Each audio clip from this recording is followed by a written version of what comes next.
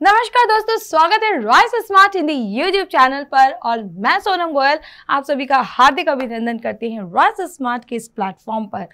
तो भाई जैसे कि आप जानते हैं टॉपिक वाइज क्लासेस चल रही है, तो देरी किस बात की, स्टार्ट करते हैं आज के अपने सेशन को एक नए टॉपिक के साथ। तो तैयार हैं तो फटाफट से सबको बता दीजिए शेयर करके कि क्लास हो रही है।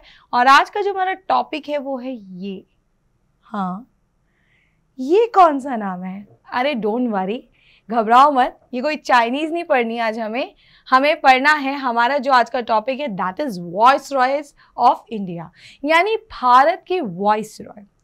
क्योंकि अब तक की सीरीज में आप लोग कवर कर रहे थे गवर्नर जनरल। लास्ट कुछ क्लासेस में मैंने बहुत अच्छे से आप लोगों को एक्सप्लेन किया था कि गवर्नर जनरल और वाइस रॉय का क्या रोल होता है, क्यों हमें ये पढ़ना होता है, क्या इम्पोर्टेंस होती है। और अभी तक बड़े प्रश्न देखे हैं कि अक्सर क्वेश्चन आते हैं, charter act, Pitt's India act आता है, रेगुलेटिंग एक्ट आते हैं, तो इन सब एक्ट कब आते हैं, कौन बनाते हैं, ये एक्ट किसके काल में आते हैं, तो ये सब हम पिछली क्लासेस में डिस्कस कर चुके हैं। इसलिए जिन स्टूडेंट्स की ये क्लासेस रह गई हैं, मैं आपसे यही कहना चाहूँगी बच्चा कि आप जाइए रॉयस स्मार्ट की मेरी इस प्लेलिस्ट में और पिछली क्लासेस को कवर कीजिए, ताकि अपकमिंग जो क्लासेस रहेंगी वो आप बहुत अच्छे से अंडरस्टैंड कर सकें। और आई नो कि आप लोग भी जानते हैं ये बात तो कि एग्जाम में इन टॉपिक का कितना अच्छा वेटेज भी रहता है और कितने अच्छे क्वेश्चंस आते हैं। ठीक है, तो बढ़ते हैं आगे की और हम टॉपिक को कंटिन्यू करते हुए। तो सबसे पहले हमें नजर आते हैं ये महाशय जिनका नाम है लॉर्ड कैनिंग। ठीक है, कौन है? लॉर्ड कैनिंग है। अब ये जो लॉर्ड कैनिंग है, दरअसल अगर मैं इनकी बात करना चाहूँ तो ये थे तो गवर्नर जनरल के पद पर, लेकिन बाद में ये वॉइस रॉय हुए। एक्चुअल में क्या हुआ था देखते हैं।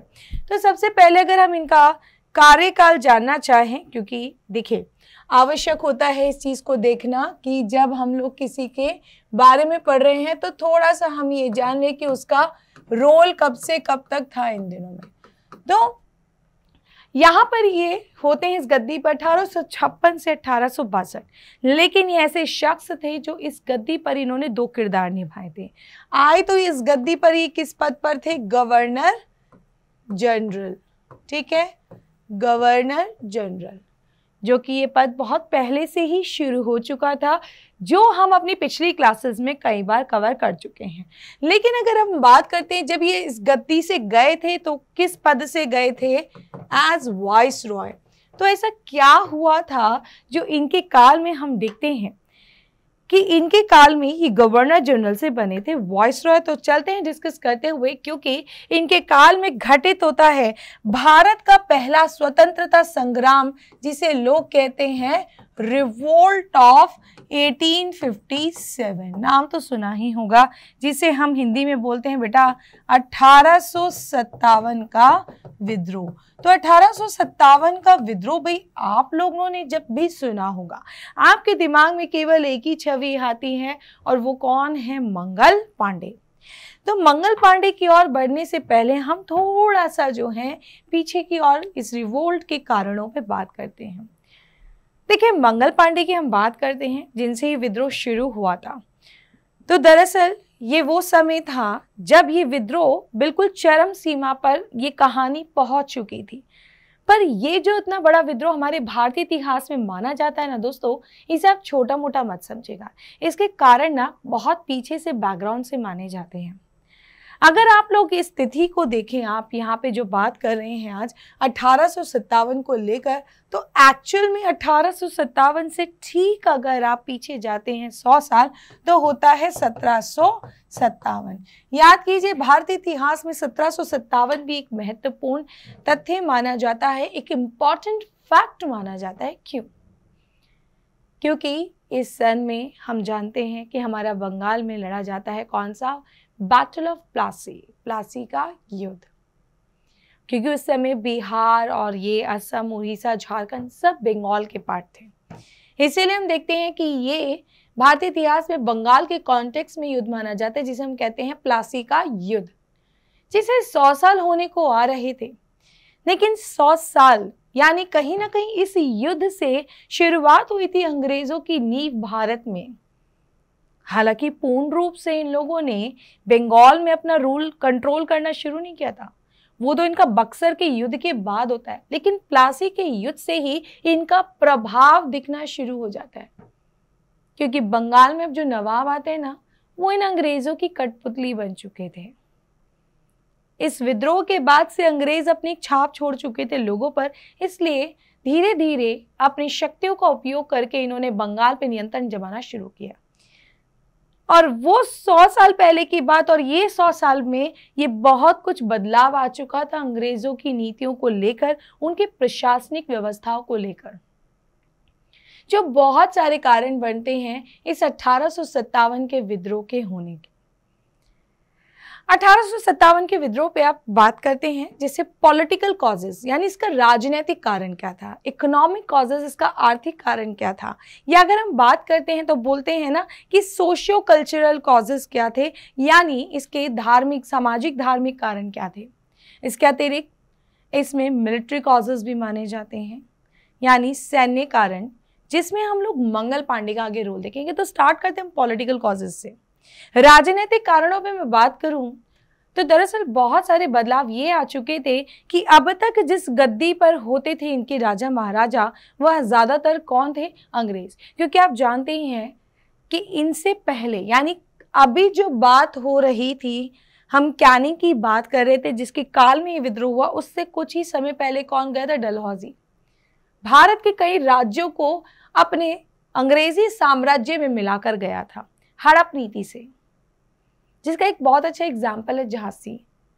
इसलिए उन लोगों के अंदर और उन राजाओं के अंदर ही नहीं, उनकी जनता के अंदर भी एक आक्रोश था कि जिस गद्दी पर अभी हमारे राजा होते थे वहां आज फिरंगी बैठे हैं।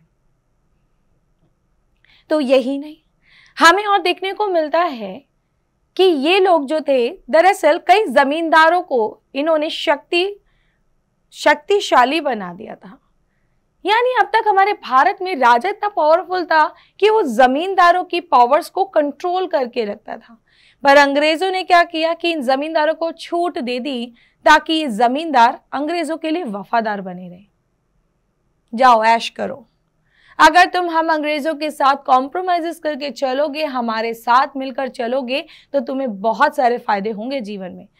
ये लालची जमींदार अंग्रेजों के साथ हो लिए, तो जमींदार इनकी आड़ में आकर हमारे जो आम जनता है, किसान है, मजदूर भाई, उन पर करते थे अत्याचार। साथ ही साथ इन्होंने हमारे नियम, नीति, रिवाजों को भी देखा जाए तो उन पर भी अपने नियम लागू किए थे, जो हम सोशो कल्चरल में डिस्कस करेंगे। तो वहीं आर्थिक रूप से अगर मैं बात करूं तो देखिए, अब तक का जो टैक्सेशन सिस्टम था, हम देखते हैं कि मध्यकालीन में ये जो टैक्सेशन सिस्टम है, जिसे हम लोग बोलते हैं कर व्यवस्था, तो ये कर व्यवस्था थोड़ी भिन्न थी, अच्छी खासी थी। क्यों? क्योंकि हम देखते हैं कि कर व्यवस्था में क्या हो रहा था कि पहले भूमियों को नापा जाता था कि कितनी भूमि जो है टैक्स योग्य है या नहीं है, और तब उस पर टैक्स लगाया जाता था। इसका मतलब किसानों के पास एक अच्छी अपॉर्चुनिटी है, वो केवल और केवल उतना ही कर देंगे जितने वो इस कर को देने योग्य हैं। लेकिन अब तो अंग्रेजों ने इतने जबरदस्ती के टैक्सेस लगाने शुरू किए कि बेचारे किसान जो है, क्योंकि जमींदारों पे प्रेशर डालेंगे अंग्रेज, और जमींदार किस पे प्रेशर डालेंगे, आगे के लोगों पे, जहां पर इन बेचारों की स्थिति बहुत ही ज्यादा व्यर्थ हो चुकी थी। तो वहीं देखते हैं हम लोग कि यहाँ पर ये जो इकोनॉमिक रूप से देखा जाता है, यहाँ पर हमारे भारत में होते थे हैंडलूम्स, और हम देखते हैं कॉटेज इंडस्ट्री, वर्ड सुना है हमने, कॉटेज इंडस्ट्री जिसे हम बोलते हैं गृह उद्योग, यानी घर में ही बैठे बैठे हम कितने सारे उद्योग चलाते थे। स्त्रियां हाथों से सामान, साड़ियां, कपड़ा बुनती थी, और तो और बांस की लकड़ियों से टोकरियां या फिर छोटे छोटे बैग्स, कैरी बैग्स बनाने, उन्हें मार्केट में बेच के उनका अर्थव्यवस्था चलता था। भाई बहुत अच्छी प्यारी सुकून की सिंपल लाइफ थी। लेकिन इन अंग्रेजों ने आकर भारत में जब से ये इंडस्ट्रीज, यानी ये सारी मशीनें, यानी ये मशीनीकरण, मैकेनाइजेशन लेकर आए थे, इससे क्या होता है कि पावर लूम आया। पावर मतलब बिजली, लूम मतलब बुनना। तो बिजली से बुना हुआ सामान सस्ता पड़ता था क्योंकि उसमें लेबर नहीं है, तो वो सस्ता है। वहीं हैंडलूम में यानी हैंड मतलब हाथ, लूम मतलब बुनना।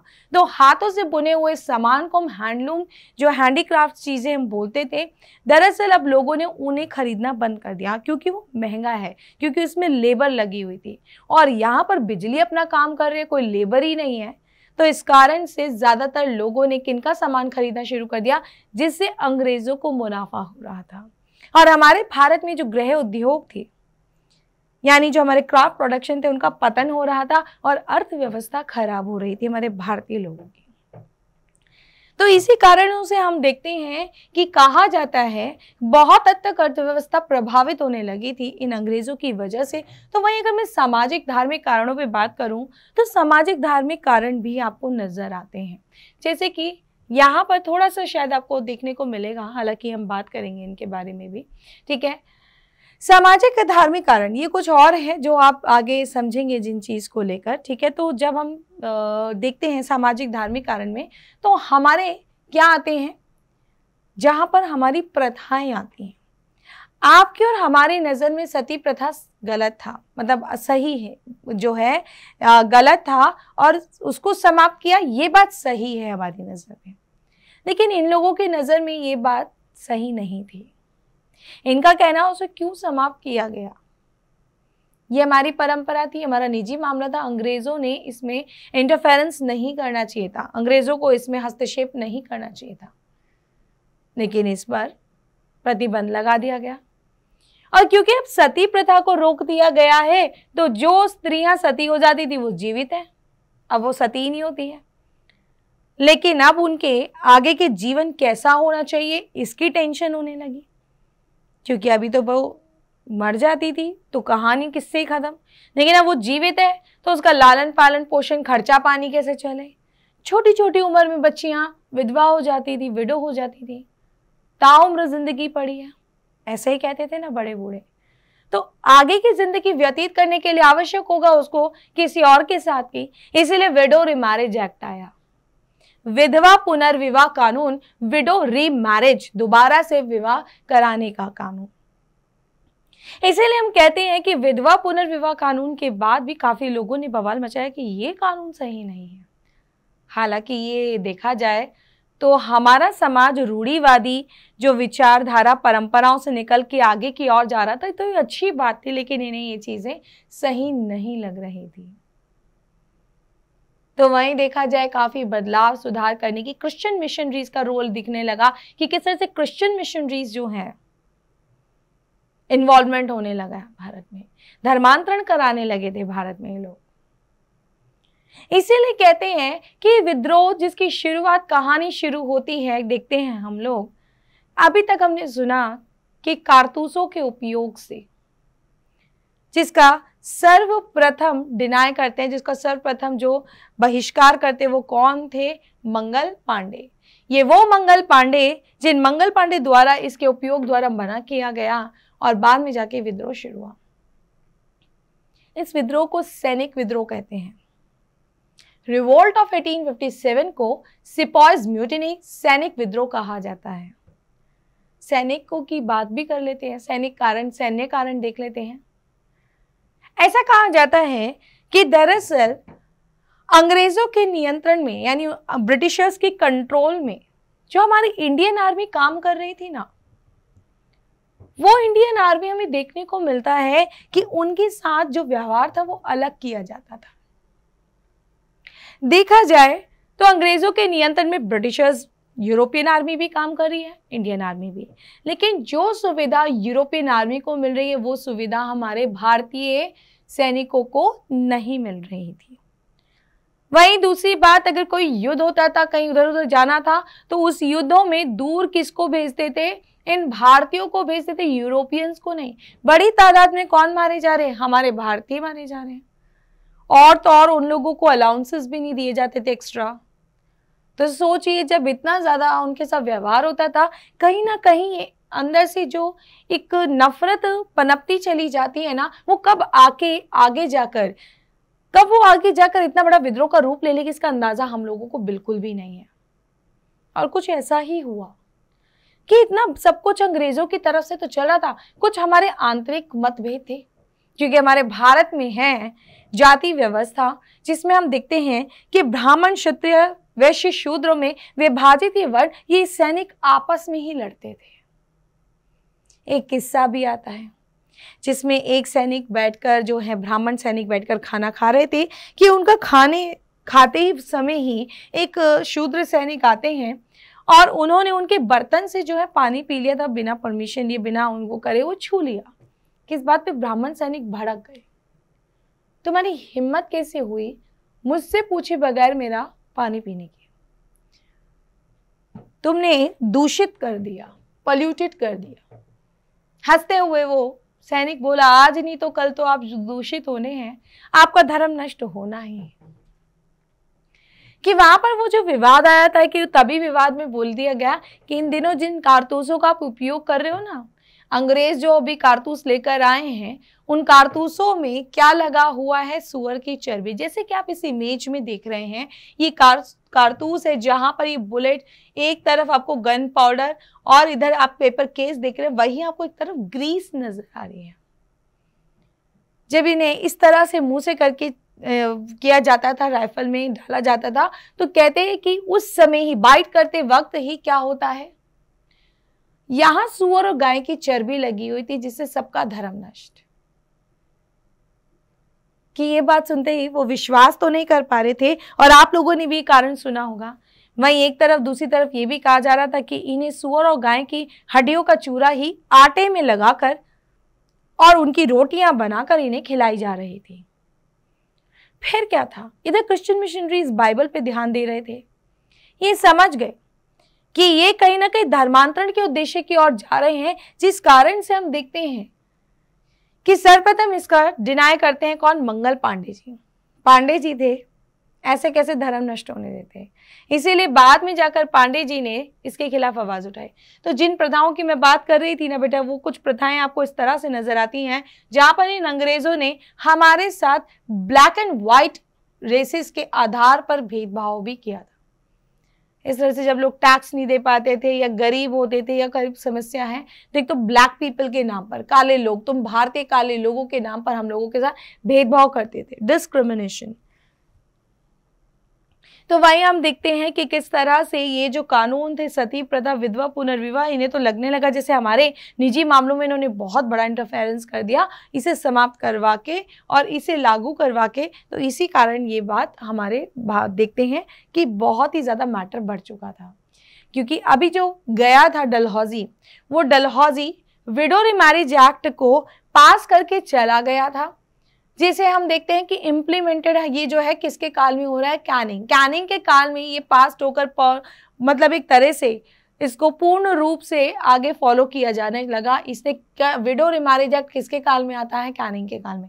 ठीक है, विडो रिमैरिज आपका 1856 में, शायद ये हमने उस क्लास में भी आप देखा होगा, तो आपको पता होगा कि मैंने उसमें भी बता रखा है ये आपको।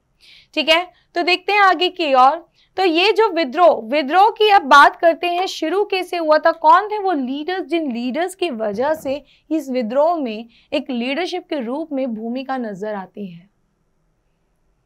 तो बात करते हैं, ये है हमारे वो शानदार लोग जिनके कारण इस विद्रोह को एक अलग ही, कहते हैं ना, चिंगारी मिली थी।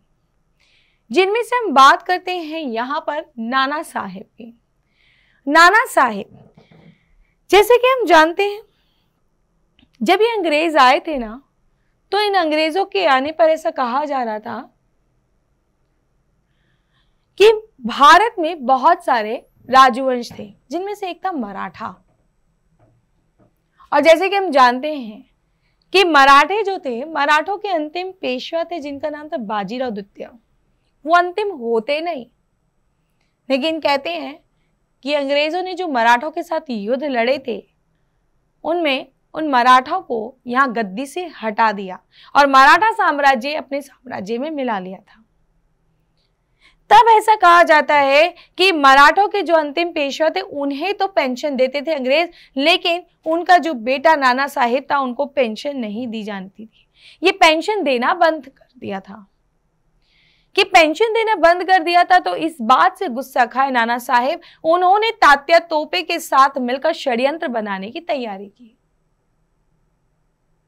कि इधर जब वो षड्यंत्र की तैयारी कर रहे थे, अब ये बहुत आवश्यक है ये षड्यंत्र लोगों तक कैसे पहुंचाया जाए, क्योंकि लोगों के बिना कोई भी विद्रोह सफल नहीं हो सकता। जितनी बड़ी जनता उतना ही बड़ा विद्रोह। इसी कारण इन्होंने एक तरीका अपनाया। इसे पूछा जाता है कि इस विद्रोह के लिए किसका, कौन से सिंबल का उपयोग किया गया था? रोटी, चपाती और कमल का फूल। इस माध्यम से एक व्यक्ति जो थे सिंबल के रूप में ये चपाती लेकर जाते थे दूसरे गांव में और जाकर वो षड्यंत्र बताते थे, ताकि वहां जो 5 रोटियां भी इन्होंने दी है, इसका अर्थ है कि अगले 5 गांव में इस विद्रोह को आगे आपको पहुंचाना है, मतलब इस षड्यंत्र को पहुंचाना है। क्योंकि इस षड्यंत्र के माध्यम से हम उन्हें सतर्क कर पाएंगे और उन्हें बता पाएंगे कि जब विद्रोह होगा तो आपको भी विद्रोह शुरू कर देना है। तभी तो मजा आएगा असली अंग्रेजों से पंगा लेने का।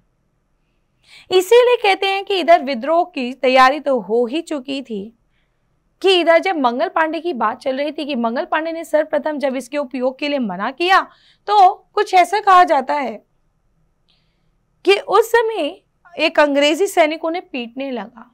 शोर सुनकर लेफ्टिनेंट बॉग आते हैं। लेफ्टिनेंट बॉग ने कहा कि ये कौन है, क्यों शोर हो रहा है? तब अंग्रेजी सैनिक ने बताया कि भाई ये कारतूसों का उपयोग करने से मना कर रहे हैं, और अगर ये बवाल इनका चुप नहीं कराया तो इन्हें देख के और सैनिक भड़क जाएंगे, इन्हें चुप कराओ।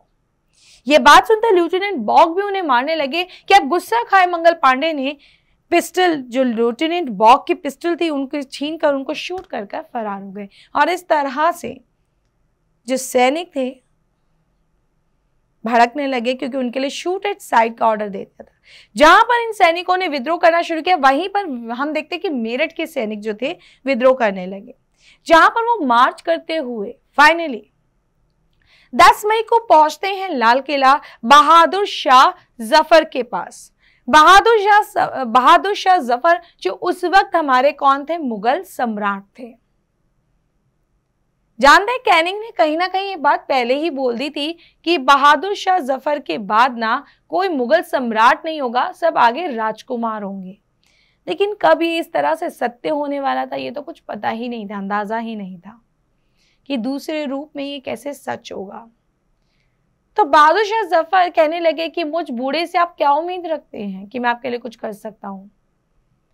तब उन्होंने कहा कि हम उस आपसे ज्यादा, क्योंकि बहादुर शाह जफर इन्हें क्लियर कह चुके थे, ना मेरे पास अस्त्र शस्त्र ना और ना ही इस समय मेरे पास सैनिक है। क्योंकि वाकई में देखा जाए तो मध्य शताब्दी मतलब 19वीं शताब्दी के मध्य तक आते आते माना जाए तो मुगलों की स्थिति बहुत ही खराब हो चुकी थी। इसीलिए उन्होंने सैनिकों ने एक ही बात कही कि हमें आपसे कुछ नहीं चाहिए, सिर्फ एक चीज, लीडरशिप। आप हमारा नेतृत्व कर दो, लीडरशिप कर दो आज ही, और हम लोग सब अपने आप मैनेज कर लेंगे, अरेंज कर लेंगे। बहादुर शाह तैयार हो गए और इस तरह से बहादुर शाह जफर के हाँ कहने पर ये सारे के सारे जितने सैनिक थे वो मुगलों के जितने भी शस्त्रागार में रखे थे शस्त्र, उनकी तैयारी करने लगे। वहीं पे उन्होंने कारपेट बिछाकर अपना जैसे सब तामझाम किया ताकि वो कुछ विश्राम करके कुछ इस तरह से तैयारी करके वो कर सकें, विद्रोह को आगे बढ़ा सके। फिर क्या था, जब ये विद्रोह शुरू हुआ तो उसका मचा तांडव।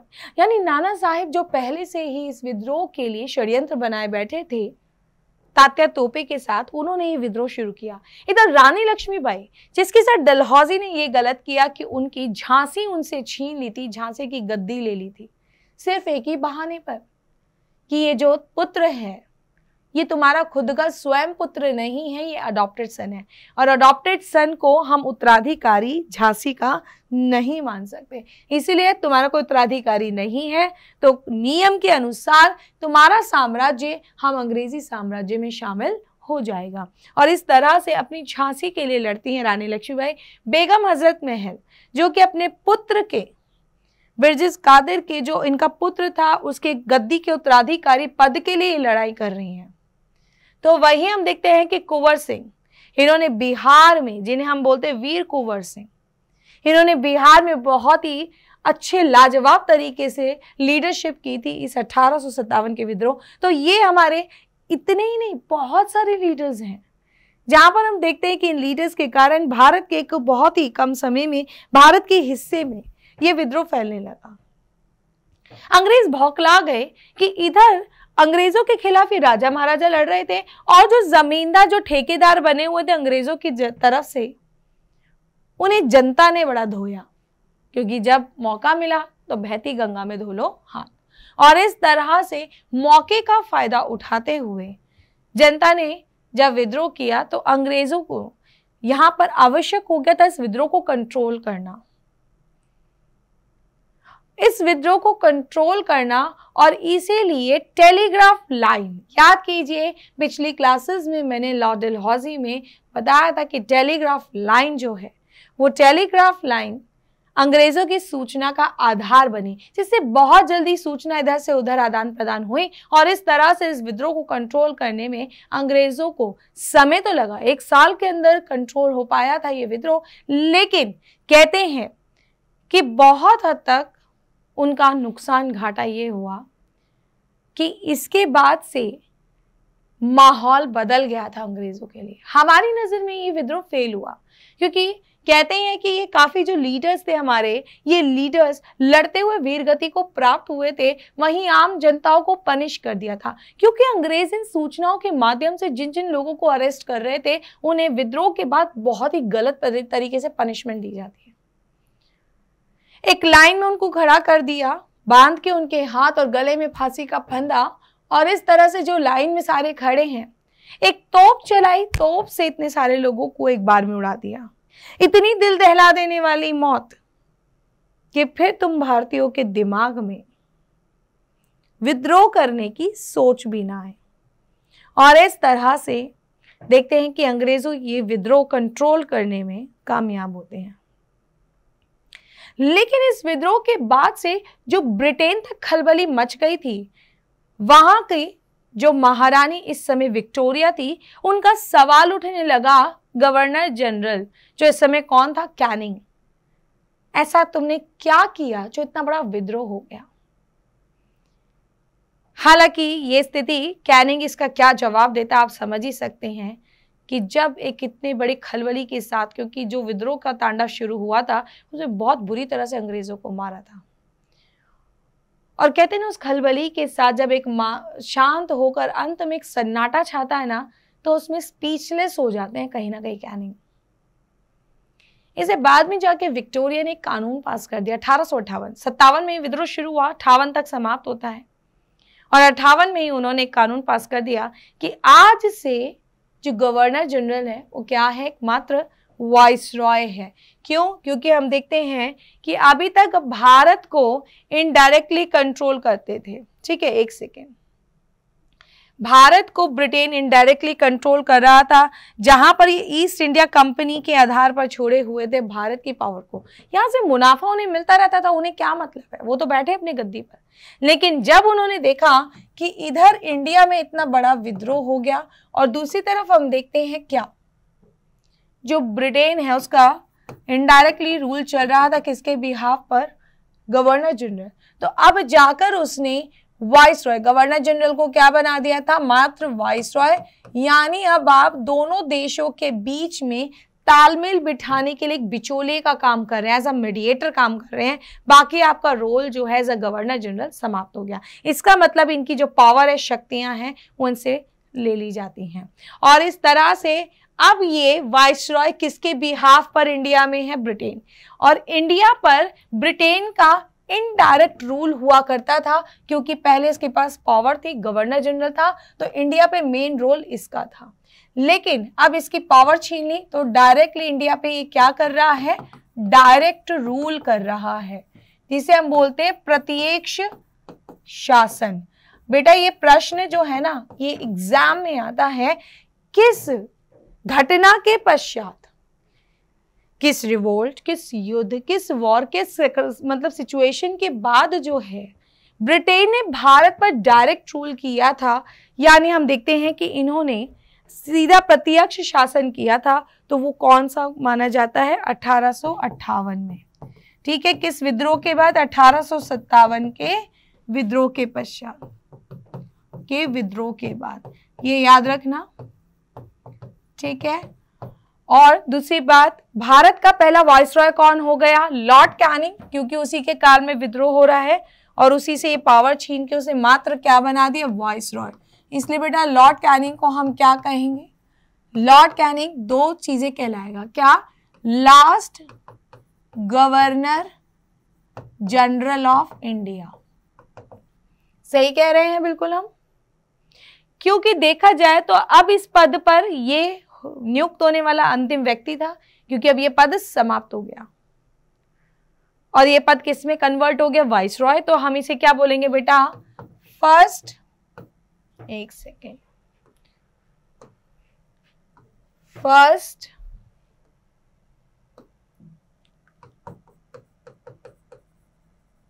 Viceroy of India. ठीक है, इसे हम लोग हिंदी में देख लेते हैं, डोंट वरी। क्या लिखेंगे हम कैनिंग के लिए? ठीक है, ये है भारत के अंतिम गवर्नर जनरल और प्रथम, ठीक है, ये इस तरह से प्रथम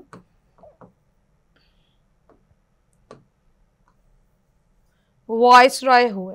कौन हुए? वॉइसरॉय हुए। ठीक है, इसके अलावा हम क्या देखेंगे कि मुगलों का रूल क्या हो गया था? मुगल रूल बेटा हमेशा के लिए क्या हो जाता है? समाप्त हो जाता है। इसीलिए अंतिम मुगल सम्राट कौन होगा? Last Mughal ruler, Mughal emperor. अंतिम मुगल एम्परर कौन हो जाएगा बेटा? याद रखना, बहादुर शाह,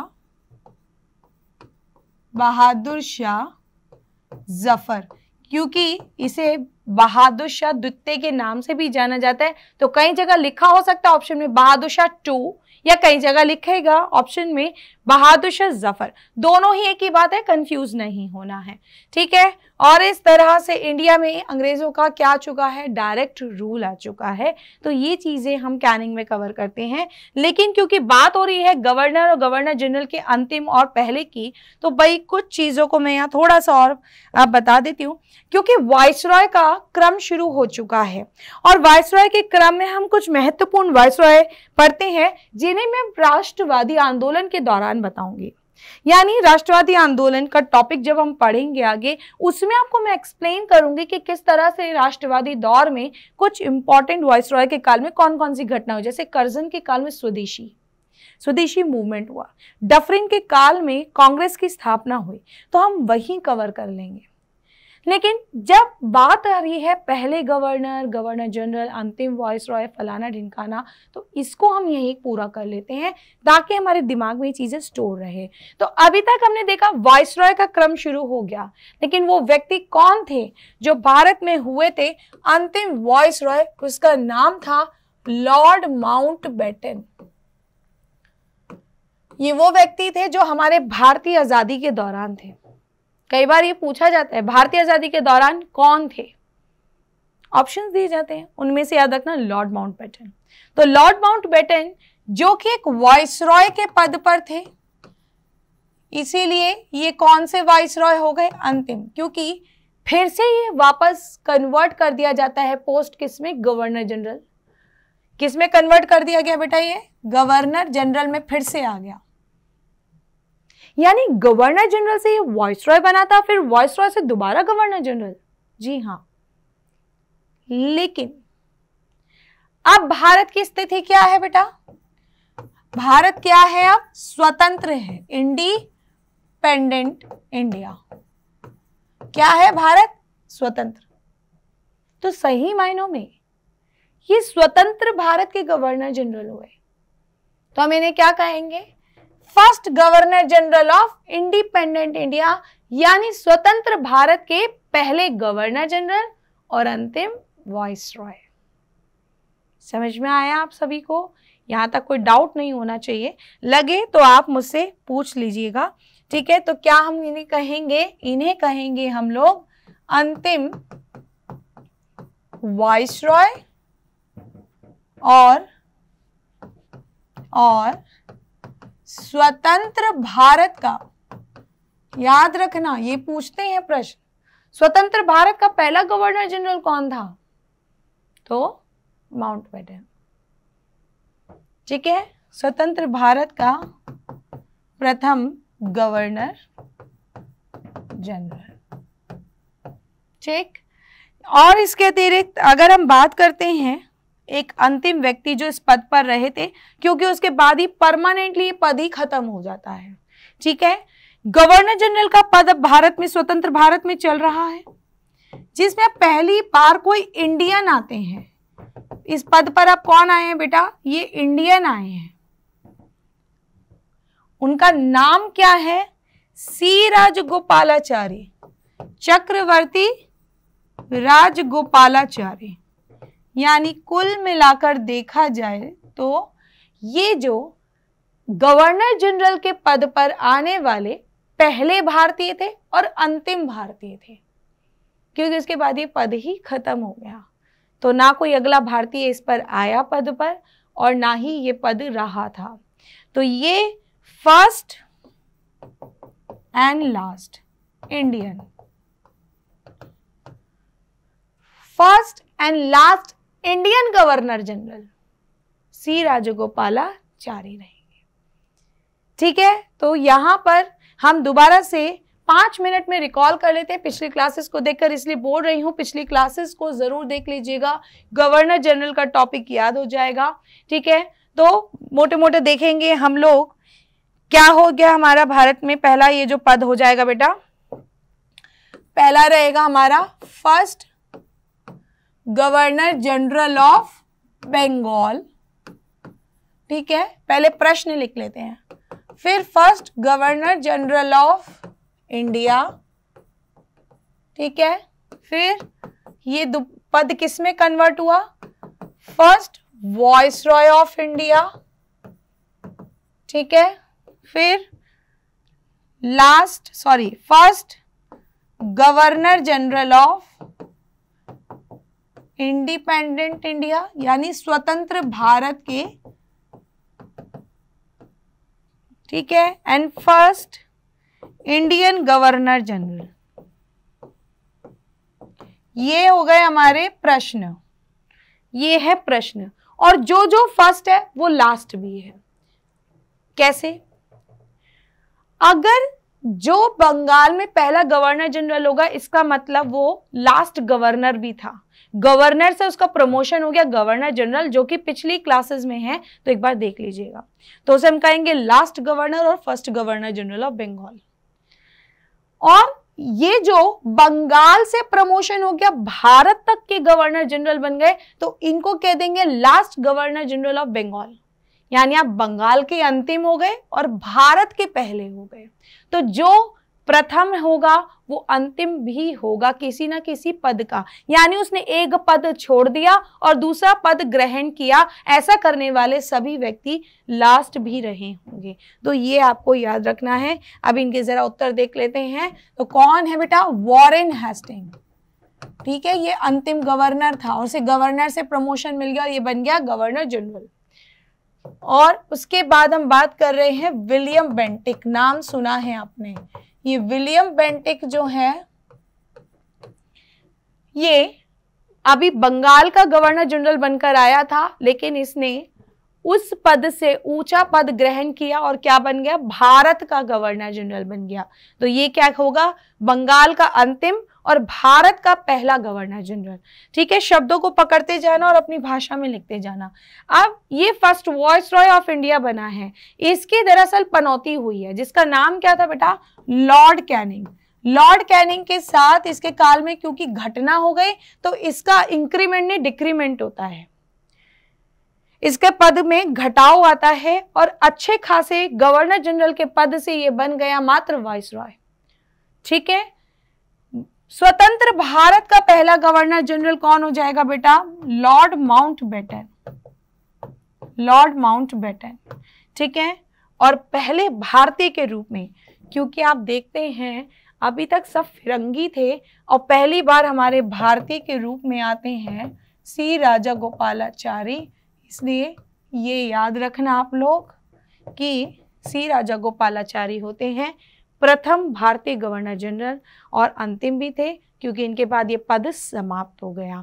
ठीक है, तो उम्मीद करती हूँ कि इतना आप समझ गए होंगे। और बाकी के जो वॉइसरॉयज हैं वो हम लोग जब इंडियन स्ट्रगल मूवमेंट करते हैं उसके दौरान हम कवर करते हैं। तो आज का क्लास भाई कैसा लगा था फटाफट से कमेंट बॉक्स में लिखकर शेयर जरूर कीजिएगा, लाइक एंड शेयर कीजिएगा। एंड इसी तरह के सेशन के साथ बने रहिए राइस स्मार्ट में मुझ सोनम गोयल के साथ। अगले सेशन में हम इंपॉर्टेंट क्वेश्चंस डिस्कस करने वाले हैं, तो देरी किस बात की, इंपॉर्टेंट क्वेश्चंस की क्लास के लिए तैयार रहना जो कि इस टॉपिक को समझने में करेंगे आपकी बहुत हद तक हेल्प। तो अब तक मुझे दीजिए आज्ञा, tata bye bye, take care.